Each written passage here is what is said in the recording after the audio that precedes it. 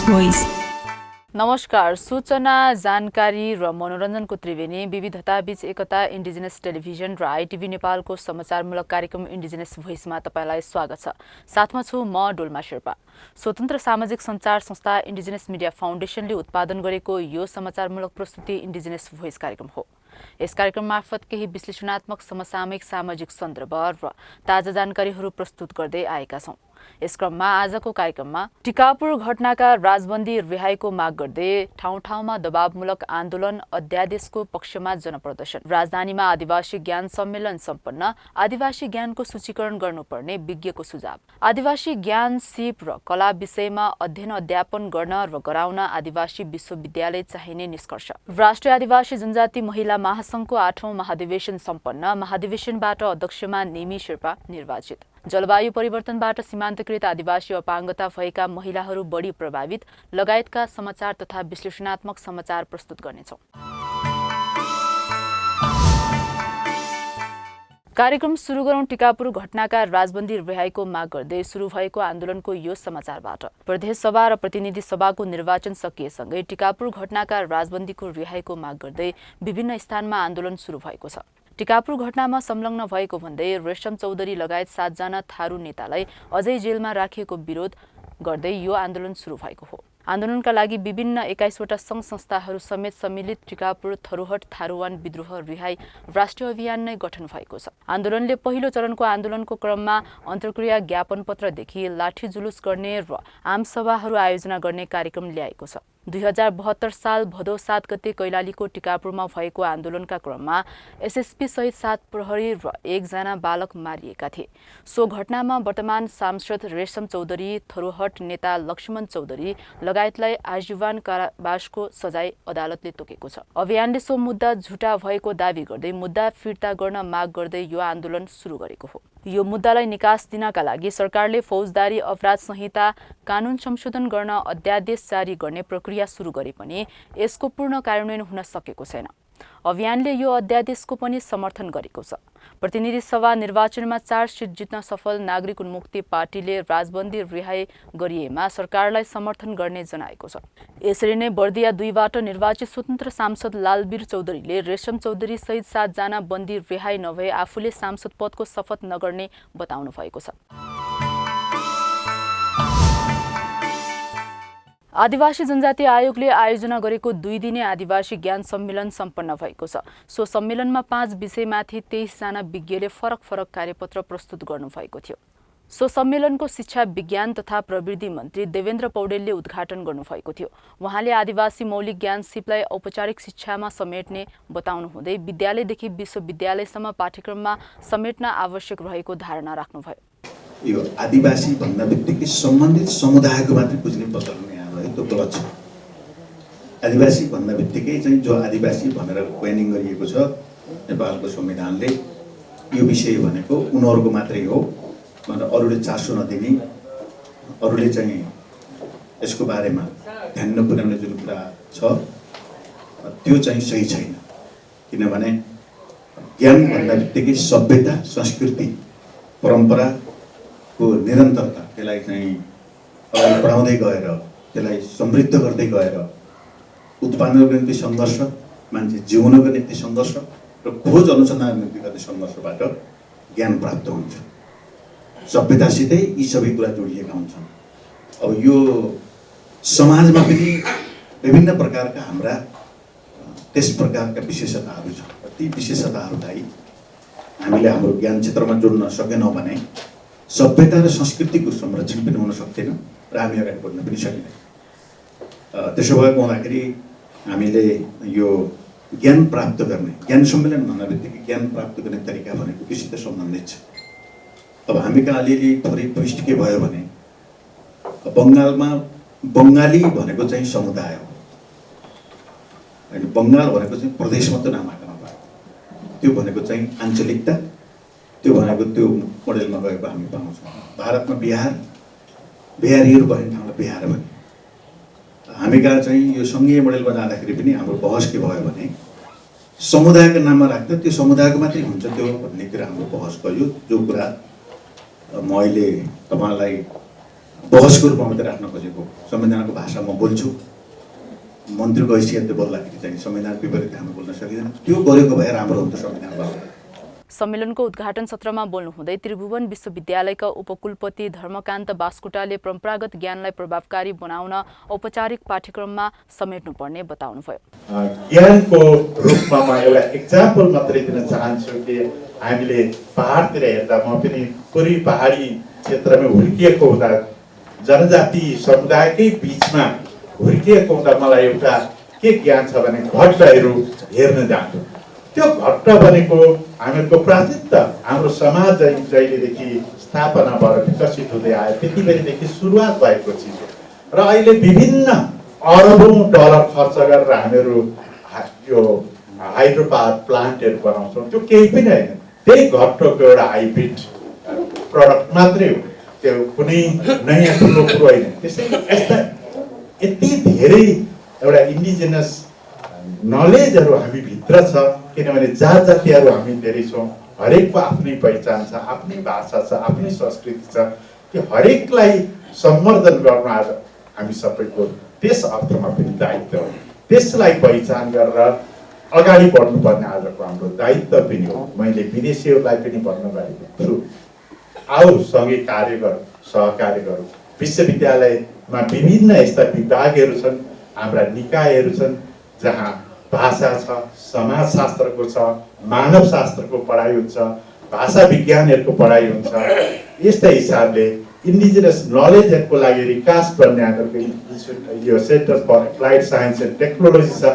यिनीहरूलाई अलिकति सक्रिय बनाएर सहकार्य गरेर अगाडि बढ्नु, यो गर्यो भने यसरी सुसुप्त रहेको अवस्थामा रहेका हाम्रा ज्ञानहरूलाई उजागर गर्दै विश्व समुदायमा पुर्याउन सक्यौँ भने भोलिका दिनमा हाम्रो समाजको उत्थानको लागि मात्र होइन, समग्र राष्ट्रको उत्थानको लागि यसले महत्त्वपूर्ण भूमिका खेल्ने गर्दछ। यसैगरी गण्डकी विश्वविद्यालयका कुलपति गणेशमान गुरुङले सामाजिक सांस्कृतिक विविधता र सुन्दरता बचाउन यहाँको मौलिक ज्ञान सिपको अध्ययन अनुसन्धान गर्नुपर्नेमा जोड दिनुभयो। संवैधानिक निकायको एउटा पूर्व सदस्य भएको नाताले यहाँले त्यो कुनै पनि गल्तीहरू गर्न पाउनुहुन्न भन्ने कुरा मैले सबैलाई निवेदन गरेँ। किनभने संवैधानिक निकायले सरकारले गरेका गल्तीहरूलाई ठिक लिकमा ल्याउने आयो।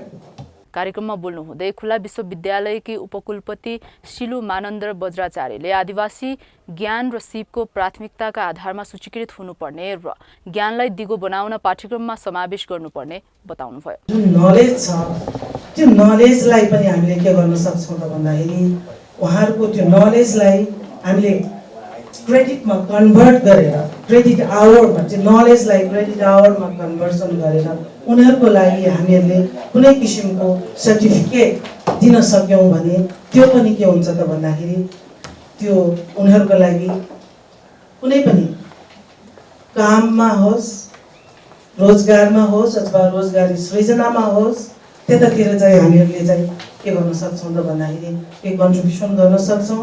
र यसले गर्दाखेरि हामीले हाम्रो जनजातिको जुन किसिमको ज्ञान छ त्यसलाई उपयोग र सम्वर्धन गर्न चाहिँ सकिन्छ। त्यसै कारणले यसतर्फ चाहिँ हामी विश्वविद्यालय स्कुलमा जसले पोलिसी लेभलमा काम गरिरहेका हुन्छन् तिनीहरूले यसबारेमा अत्यन्त ध्यान दिनु जरुरी पनि हुन्छ। जस्तै कि अहिले हाम्रो नेपाल खुला विश्वविद्यालयमै पनि म के भन्छु त भन्दाखेरि खुला विश्वविद्यालय एउटा सरकारले नै इस्टाब्लिस गरेको यो दूरदराजमा रहेकालाई हायर एजुकेसनमा एक्सेस दिनको लागि नै इस्टाब्लिस गरेको हो। र यसमा चाहिँ हामीले हाम्रो उद्देश्य के हुनुपर्छ त भन्दाखेरि हामीले एउटा त एक्सेस दिने हो भने अर्कोतर्फ हामीले सृजनामूलक, रोजगारीमूलक र सस्टेनेबल हुने खालका र हामीले रोजगारी सृजना गर्न सक्ने खालको हामीले एजुकेसन दिन सक्नु पर्यो। र त्यति मात्र नभइकन हामीले जुन हाम्रो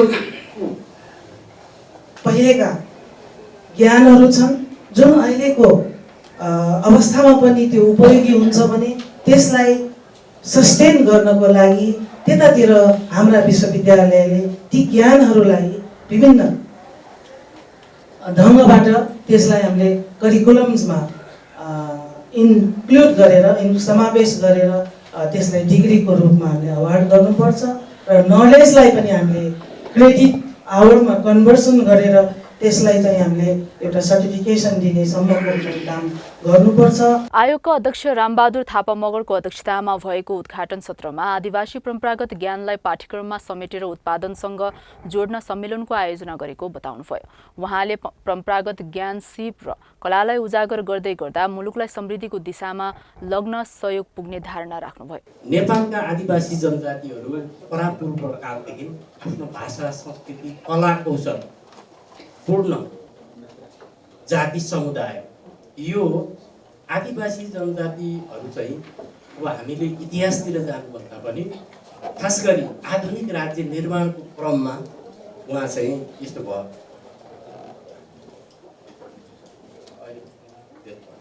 त्यसकारणले यो चाहिँ म के अनुरोध गर्न चाहन्छु भने यो जाति समुदाय चाहिँ पछि पढेको छ, यसलाई चाहिँ हामीले अगाडि ल्याउनुपर्छ भन्ने चाहिँ हाम्रो धारणा छ। यो अवस्था बेला बेलामा हाम्रो राज्यको व्यवस्था त परिवर्तन भयो, तर हाम्रो चाहिँ अवस्था परिवर्तन भयो।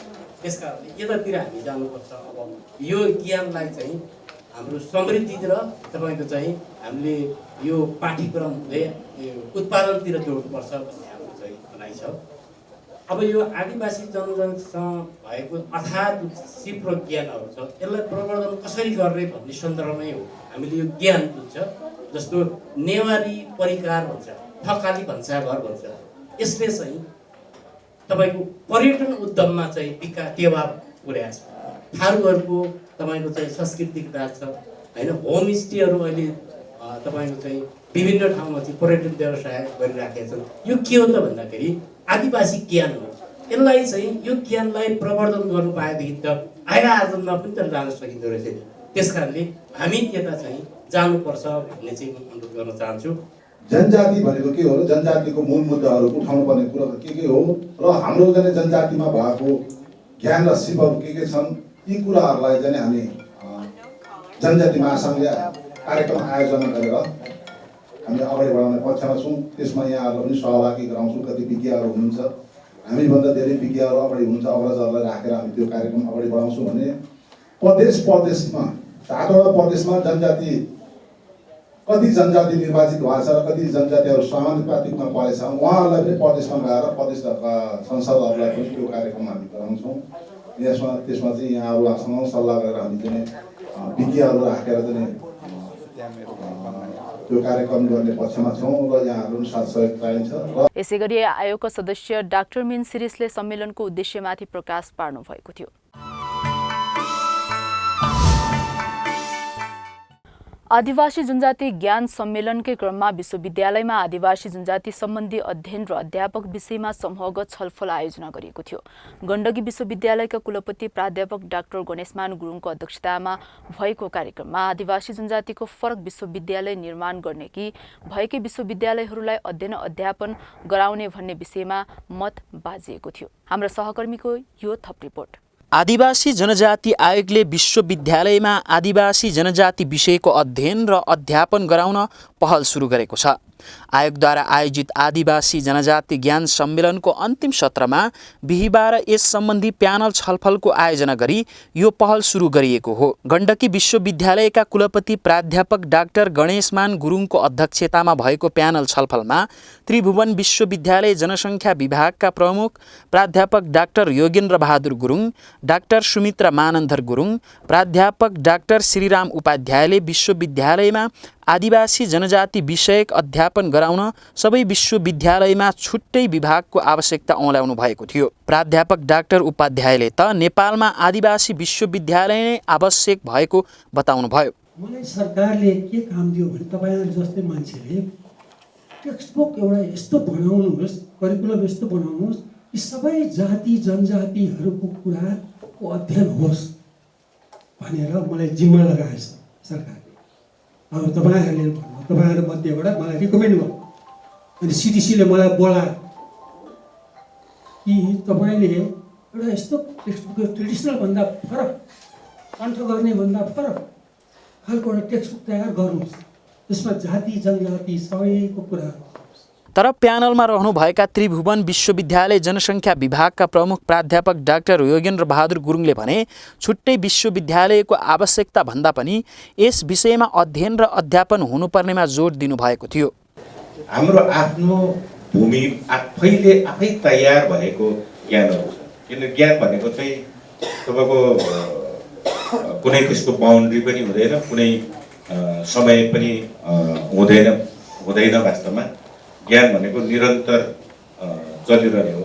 र त्यो ज्ञानलाई कसरी हामीले स्थापित गर्ने, कसरी विकसित गर्ने र कसरी अहिलेको हिसाबमा भने कसरी त्यो विश्व बजारमा पुर्याउन सक्ने, जबसम्म हामीले विश्वलाई चाहिँ बजारसँग सम्बन्ध गाँच्न सक्दैनौँ, विश्व बजारमा लान सक्दैनौँ, तबसम्म त्यो ज्ञान भनेको एकदमै सीमित हुन्छ।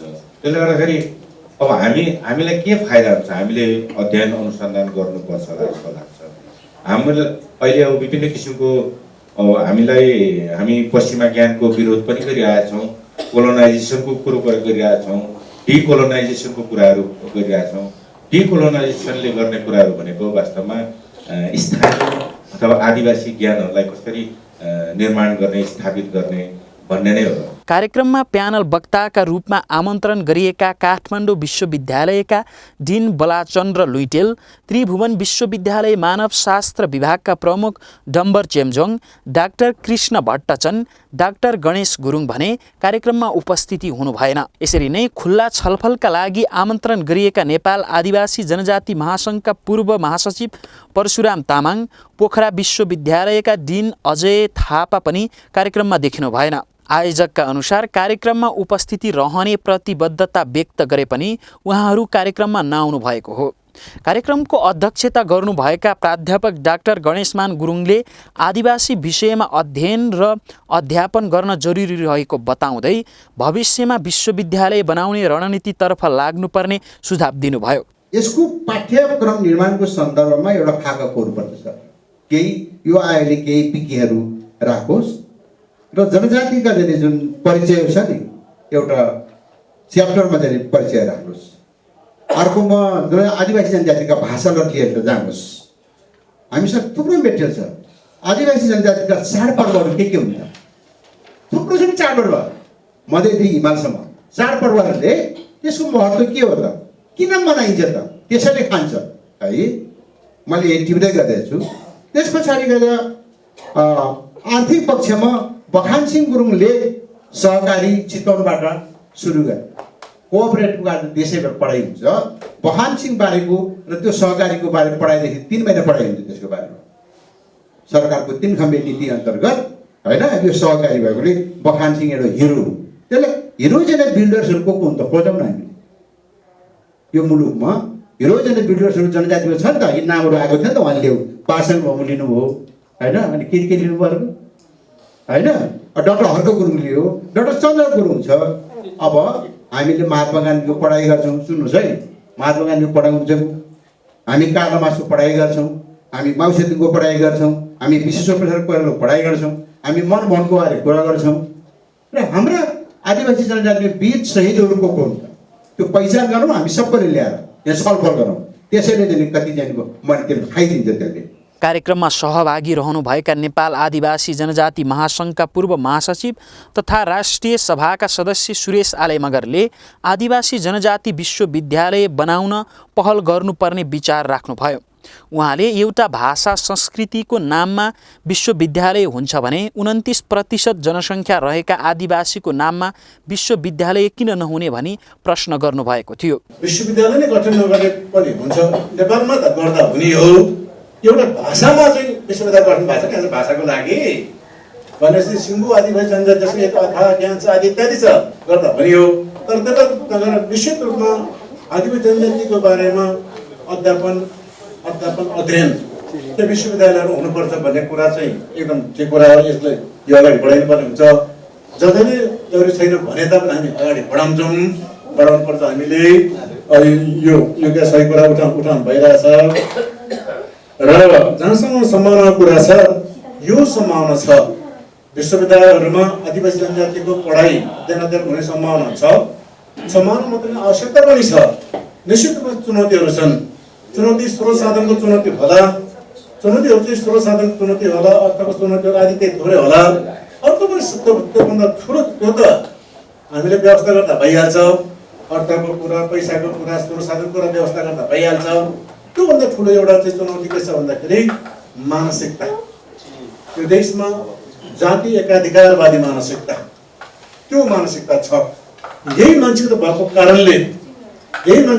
कारणले यो देशका आदिवासी जनजाति, दलित, मधेसी, मुस्लिम, इभन महिला, बाहुन क्षेत्रका पनि महिलाहरू पीडित भइरहेका छन्, उत्पीडन परेका छन्। त्यस कारणले हामीले जबरजस्ती रूपमा चाहिँ आवाज उठाउनु परिरहेछ, एकातिर जानुपर्ने हुन्छ। र अब मैले भेटमा चाहेँ राज्यलाई धेरै गाली नगर्ने भन्ने कुरा पनि आयो। सायद राज्यलाई गाली नगर्ने कुरा पनि त्यस्तो ब्याटिङ त होइन होला, तर राज्यले नै यति साह्रो उत्पीडन गरेपछि कसलाई गाली गर्नु त फेरि। आदिवासी जनजाति आयोगका अध्यक्ष रामबहादुर थापाले आदिवासी विश्वविद्यालय स्थापना गर्न त्रिभुवन विश्वविद्यालयलाई अध्ययन संस्थाको सिफारिस गरिएको जानकारी दिनुभएको थियो। 2 दिने सम्मेलनमा विभिन्न विषयका 23 कार्यपत्र प्रस्तुत भएका थिए। जलवायु परिवर्तन, संस्कृति र संस्कार, प्रदर्शनी, कला र पर्यटन, मातृभाषा तथा खानपानका विषयमा प्रस्तुत भएका कार्यपत्रहरू आफैमा महत्त्वपूर्ण भए पनि कार्यपत्रमाथि छलफल गराएको थिएन। सम्मेलनको दोस्रो दिन बिहीबार परम्परागत खानपान विषयमा डाक्टर सोम धिमालको खाना परिकार पहिचानको खोज र कुमार यात्रुको वनजन्य खाद्य स्रोतमा निर्भर हुने आदिवासी चेपाङ विषयको कार्यपत्र प्रस्तुत गरिएको थियो। त्यसरी नै परशु विराट राईको किरात राई जातिको परम्परागत ज्ञान र सिपको व्यवसाय अवसर र चुनौती विषय कार्यपत्र प्रस्तुत गर्नुभएको थियो। डाक्टर तारामणि राईको स्थान नामको भू राजनीति र डाक्टर विष्णुकुमार सिंहजालीको विकास निर्माण र आदिवासी भाषा संस्कृति, डाक्टर मुक्त सिंह तामाङको आदिवासी ज्ञान संरक्षणमा विश्वविद्यालयको भूमिका र विष्णु थिङको पुर्ख्यौली पेसाको सङ्कटले निम्त्याउने दुष्परिणामहरू विषयक कार्यपत्रमाथि छलफल भएको थियो। पहिलो दिन संस्कृति र संस्कार अन्तर्गत प्रतिभा पुनको परम्परागत उपचारमा झाँक्री ज्ञान, लोकविश्वास र वैज्ञानिकता विषयमा छलफल गरिएको थियो।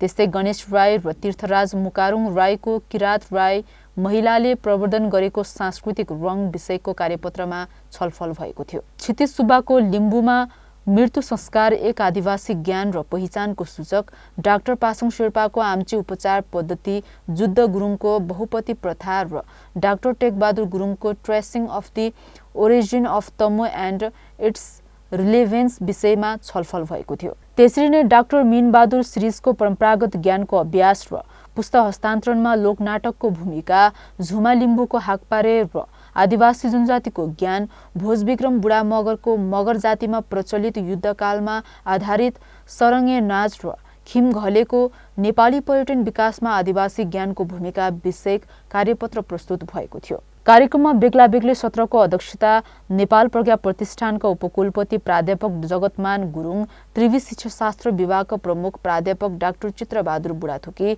लोकवार्ताविद तुलसी दिवस, भाषा आयोगका सदस्य अमृत योञ्जन र संस्कृतिविद भक्त राईले अध्यक्षता गर्नुभएको थियो।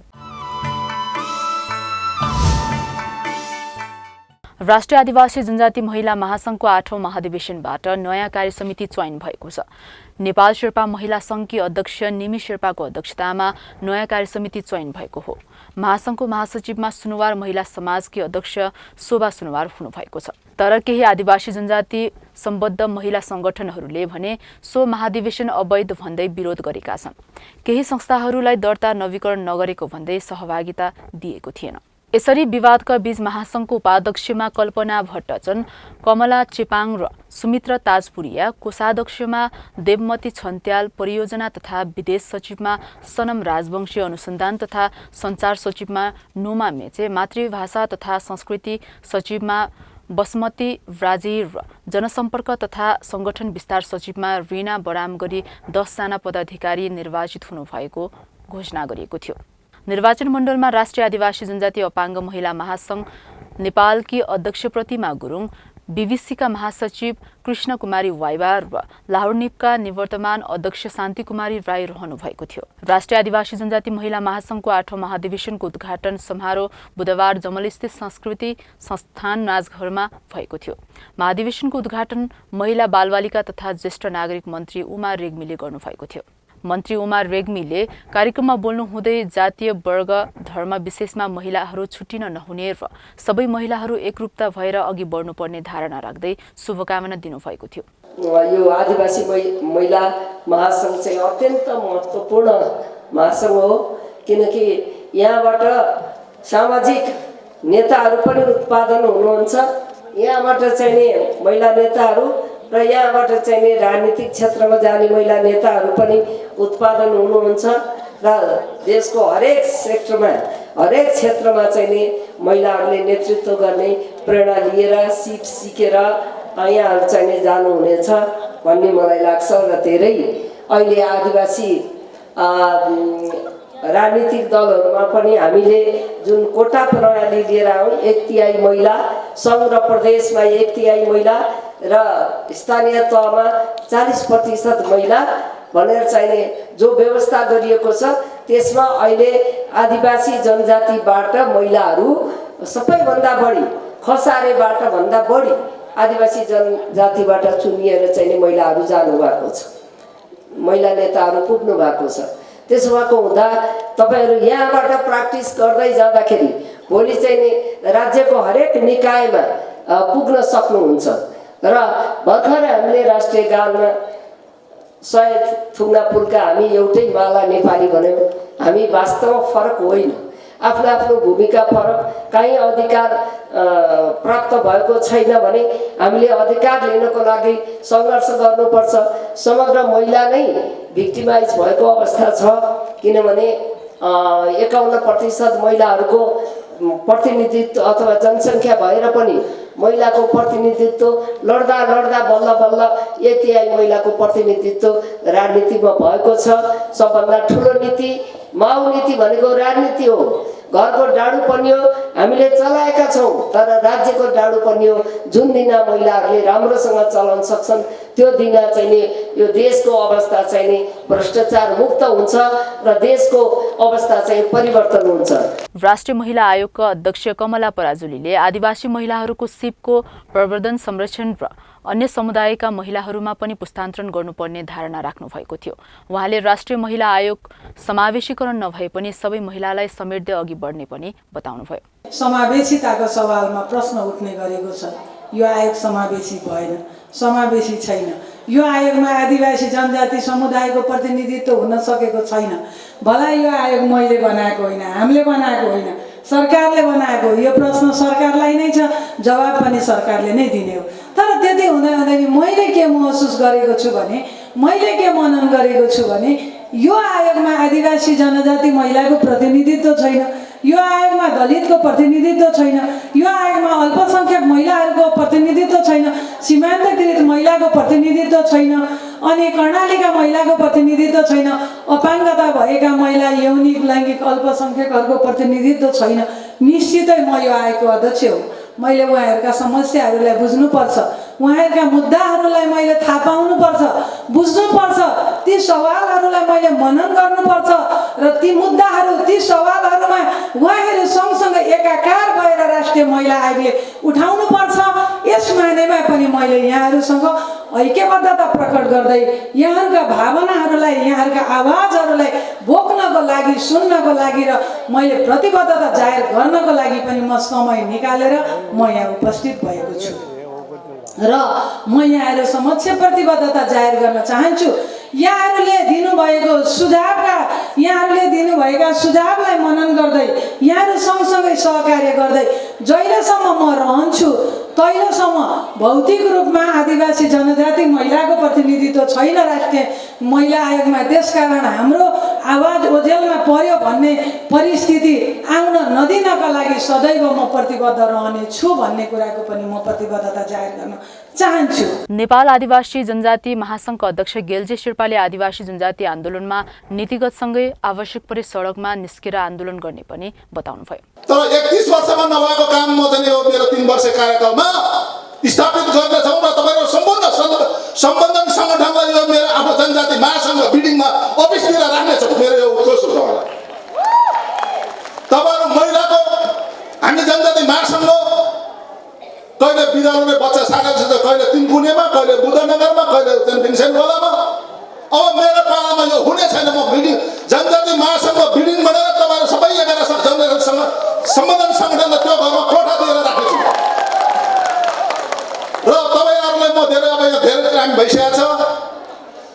तपाईँहरूलाई भोलिको निर्वाचित कार्य समितिलाई अग्रिम शुभकामना। यसमा जनजाति महासङ्घ कुनै पनि हस्तक्षेप हुने छैन। तपाईँले जो निर्वाचित भएर आउनुहुन्छ त्यो निर्वाचित कार्य समितिलाई जनजाति महासङ्घमा जहिले पनि साथ दिनेछौँ। यसैगरी आदिवासी जनजाति महासङ्घका पूर्व महासचिव परशुराम तामाङले आदिवासी जनजातिका हक अधिकारका विषयलाई उजागर गर्ने ढङ्गले स्थापित संस्था वर्तमान अवस्थामा गैर सरकारी संस्था एनजिओको भूमिका बढी निर्वाह गरिरहेको बताउनुभयो। एउटा समुदायको आवाजलाई मुखरित गर्ने सङ्घर्ष गर्ने सडक सङ्घर्षमा अब आउनुपर्छ भनेर एउटा मुभमेन्टको रूपमा चाहिँ स्थापना गरिएको हुनाले मेरो एउटा चिन्ता के छ भन्दाखेरि अहिले तपाईँहरू धेरै अगाडि बढ्नुभएको छ। मैले यहाँ पब्लिकेसनहरू पनि देखेँ, तपाईँहरूले धेरै प्रकाशन पनि गर्नुभएको छ, रिपोर्ट पनि निकाल्नु भएको रहेछ, तपाईँहरू विदेशको यात्रा पनि गर्नुभएको छ होइन, अन्तर्राष्ट्रिय मञ्चहरू पनि पुग्नु भएको छ। तर नेपालमा गरिनुपर्ने जुन यो आन्दोलन छ त्यसको भूमिका चाहिँ कमजोर भएको छ। त्यसकारणसम्म यो जबसम्म यो आन्दोलन हामीले हाँक्दैनौँ अधिकार मागेर पाइँदैन। यो कुरा त एकदम स्पष्ट छ। अधिकार यदि हामीलाई चाहिने हो भने हामी सडकमै जानुपर्छ, आन्दोलनै हो। त्योभन्दा अर्को त्यसको आन्दोलनको विकल्प अर्को केही पनि छैन। त्यसो भएर मेरो तपाईँहरूसँग आग्रह के हो भने यो लेख्ने पढ्ने काम कम गरौँ, सडकमा निस्किएर आन्दोलन गर्ने काम बढाउँ। यसो गऱ्यो भने हाम्रो अधिकार सुनिश्चित हुन्छ। राष्ट्रिय आदिवासी जनजाति महिला महासङ्घका अध्यक्ष चिनीमाया माझीको अध्यक्षतामा भएको कार्यक्रममा महासङ्घले संस्थापक अध्यक्ष स्टेला तामाङ, चुन्दा बज्राचार्य र यशोकान्ति भट्टचरणलाई अभिनन्दन गरिएको थियो। विश्वव्यापी सङ्कटका रूपमा देखा परेको जलवायु परिवर्तनका कारण सीमान्तकृत आदिवासी अपाङ्गता भएका महिला बढी प्रभावित हुने गरेको छ। विशेष गरी वन तथा प्राकृतिक स्रोतसँग प्रत्यक्ष जोडिएका आदिवासी समुदायका महिलाहरू प्रभावित बनेको अनुसन्धानकर्ताहरूको भनाइ छ। यस विषयमा राष्ट्रिय आदिवासी जनजाति अपाङ्ग महिला सङ्घ नेपालकी अध्यक्ष प्रतिमा गुरुङले विस्तृत रूपमा जानकारी दिनुभएको थियो। सामुदायिक वन त हामीले राम्रो हो भनेर भनेछौँ, तर त्यो सामुदायिक वनभित्र चाहिँ आदिवासी जनजातिहरूको लागि कसरी असर पर्यो भन्ने त्यो भिडियोले देखाए जस्तै गरेर थुप्रै असर र प्रभावको बारेमा चाहिँ यो सीमान्तकृत समुदायलाई चाहिँ त्यसको बारेमा चाहिँ थाहा नभएको र त्यसको अन्तर्सम्बन्धको बारेमा चाहिँ थाहा नभएको र त्यो थाहा नहुँदै गर्दाखेरि पनि नागरिक समाज र चाहिँ राज्यले पनि यो बारेमा चाहिँ तपाईँको चाहिँ एक्सेस पनि नबढाएको देख्छौँ। अघि सरले भन्नुभयो जस्तै लापा नापा बन्यो, लापा नापा बन्दाखेरि थियौँ हामी यहीँ, हामीलाई थाहा थियो, तर त्यो कन्सल्टेसनमा चाहिँ हामीलाई पटक पटक बोलाइएन। राष्ट्रिय मानव अधिकार आयोगसँग हामी क्लोजली काम गर्थ्यौँ, केही विषयमा चाहिँ उहाँहरूले सम्बोधन गर्नुभयो, तर हामीले 2015मा नै यही किरणजीलाई चाहिँ उहाँ आफै पनि इन्भाइरोमेन्टको स्टुडेन्ट हो, उहाँलाई हामीले ल्याएर प्रस्तुति गर्दाखेरि पनि हामीले 2015मै गरेको प्रस्तुति मलाई अझै पनि याद छ। लापा नापाले पनि डिसेबिलिटी इन्क्लुजन चाहिँ त्यहाँ पनि इन्टिग्रेट गर्न नसकेको अवस्था छ।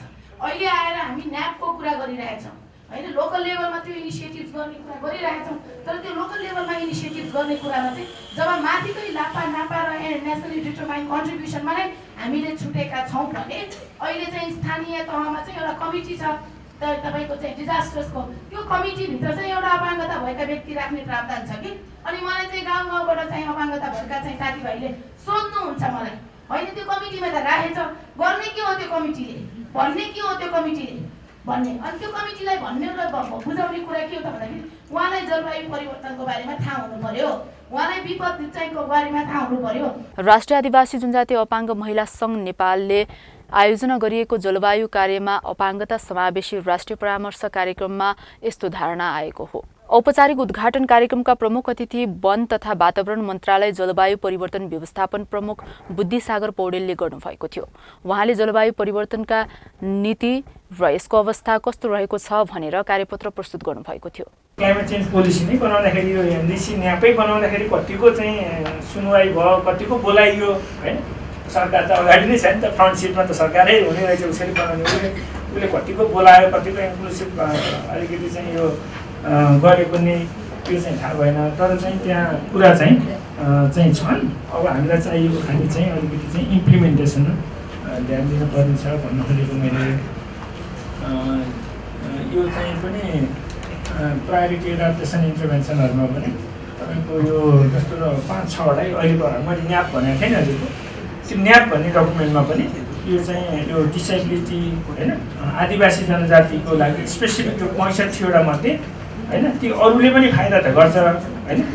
एउटा टार्गेटेड कार्यक्रम हुन्छ कि अर्को चाहिँ तपाईँको रेलेभेन्ट हुन्छ, अर्को चाहिँ न्युट्रल हुन्छ कि। एउटा टार्गेटै गरेको कार्यक्रम हुन्छ नि त खासमा। त्यो टार्गेटै गरेर यहाँ 5-6वटा चाहिँ त्यो 64वटा मध्ये 5-6वटा चाहिँ यो एकदम टार्गेटेड प्रोग्राम रहेछन्।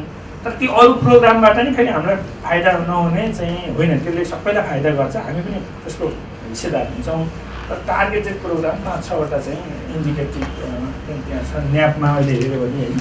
यसैगरी कार्यक्रममा दिगो विकासका आरती पौडेलले जलवायु परिवर्तनमा अपाङ्गता भएका र आदिवासी मुद्दाहरूमा के अवस्था छ भनेर कार्यपत्र प्रस्तुत गर्नुभएको थियो। दिगो विकास इन्स्टिट्युटले चाहिँ नेपालमा नै समुदायमा काम गर्ने सङ्घ संस्थाहरू चाहिँ एकजुट हुनु आवश्यक छ भन्ने एउटा यसको आवश्यकता देखेर नै निडवान जस्तो संस्थाहरू जो चाहिँ एकदम ग्राउन्डमा चाहिँ ग्राउन्डको मान्छेहरूसँग चाहिँ एकदम नजिक भएर काम गर्नुहुन्छ, यस्तो संस्थाहरूसँग मिलेर थुप्रै कार्यक्रमहरू गर्ने गरेको छौँ। र यसै सन्दर्भमा हामीले चाहिँ निडवान भयो जसले चाहिँ आदिवासी जनजाति महिलाहरूसँग काम गर्नुहुन्छ, जस्तै अरू संस्थाहरू छ जो चाहिँ महिला अथवा कृषकहरूसँग काम गर्नुहुन्छ। उहाँहरू जस्तो संस्थाहरूसँग मिलेर चाहिँ हामीले काम गर्नुपर्छ भनेर थुप्रैचोटि जसमा प्रतिभा म्याम पनि संलग्न हुनुभएको थियो। जस्तो क्लाइमेट फाइनेन्सको कुराहरू आयो होइन। जिसिएफ के हो त? जिसिएफ भनेको माथि चाहिँ एकदमै त्यो डिसिजन मेकरहरू पोलिसी मेकरहरूमा मात्रै यो कुराको ज्ञान छ कि त कम्युनिटीमा होइन ग्राउन्डमा चाहिँ हुनुभएको जसले चाहिँ यो जलवायु परिवर्तनको असर चाहिँ प्रत्यक्ष रूपमा भोगिराख्नु भएको छ र त्यसको असरको अग्रपङ्क्तिमा हुनुहुन्छ। जस्तै यो कुरा आइसकेको छ डिजेबल पिपलहरू होइन महिलाहरू, यस्तो उहाँहरूलाई पनि यसमा चाहिँ संलग्न गराइएको छ छैन, उहाँहरूलाई यसको ज्ञान छ कि छैन भनेर चाहिँ हामीले यस्तो खालको संस्थाहरूसँग मिलेर चाहिँ यस्तो वर्कसपहरू गऱ्यौँ जसमा चाहिँ क्लाइमेट फाइनेन्सको बारेमा बताएँ, नलेज सेयरिङ र चाहिँ के कस्तो प्रोसेसहरू छ भन्ने कुराहरू पनि हामीले सेयरिङको कामहरू पनि गऱ्यौँ। र कपमा कुरा गर्नुपर्दाखेरि दिगो विकास इन्स्टिट्युटले चाहिँ यो वर्ष एउटा साइड इभेन्ट गर्ने मौका पाएको थियौँ जसमा चाहिँ हामीले गरेको अनुसन्धान जो चाहिँ एकदमै महिलाहरूमा चाहिँ आधारित थियो, त्यो अनुसन्धान पनि हामीले त्यहाँ गएर देखाउने मौका पायौँ। र अनुसन्धानको विषय भनेको चाहिँ यो जुन जलवायु वित्त क्लाइमेट फाइनेन्स छ, क्लाइमेटमा आउने पैसा छ, जलवायुसँग जुझ्नको लागि आउने पैसा चाहिँ हाम्रो अघि बुद्धिसागर सरले भन्नुभयो अनुसार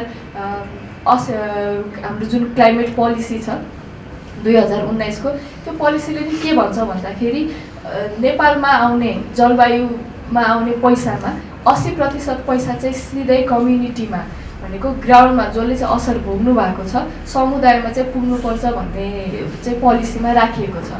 तर के यो समुदायमा गएर बुझ्दाखेरि चाहिँ साँच्चैकै यो पैसा चाहिँ कम्युनिटीमा पुगेको छ त? र यसमा चाहिँ महिला समुदाय अझ विशेष त भन्दाखेरि महिलाहरूले नेतृत्व गर्नुभएको जुन कोअपरेटिभ सहकारी हुन्छ नि, लोकल लेभलमा हुने सानो सानो सहकारीहरू, उहाँहरूले चाहिँ जलवायु परिवर्तनको असरसँग जुझ्नको लागि चाहिँ एकदमै अग्रपङ्क्तिमा रहेर काम गरिराख्नु।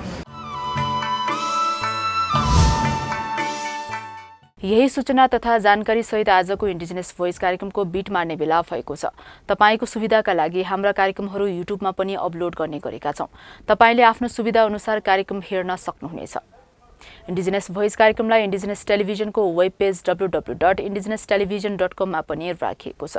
कार्यक्रम र कार्यक्रमका कुनै विषयवस्तुका विषयमा तपाईको सुझाव वा टिप्पणी भएमा हामीलाई इमेल सम्पर्क गर्न सक्नुहुनेछ। हामीलाई सम्पर्क गर्ने इमेल ठेगाना हो indigenoustelevision@gmail.com। हामी आदिवासी राष्ट्रका मूलधारा हौं। हाम्रो सरकारमा हामीले नै खबरदारी गर्नुपर्छ। यही सन्देश र सूचना सहित आजको इन्डिजिनस भोइस कार्यक्रमबाट हामी सबै बिदा चाहन्छौं। तपाईको यो साता सुखद रहोस्। नमस्कार।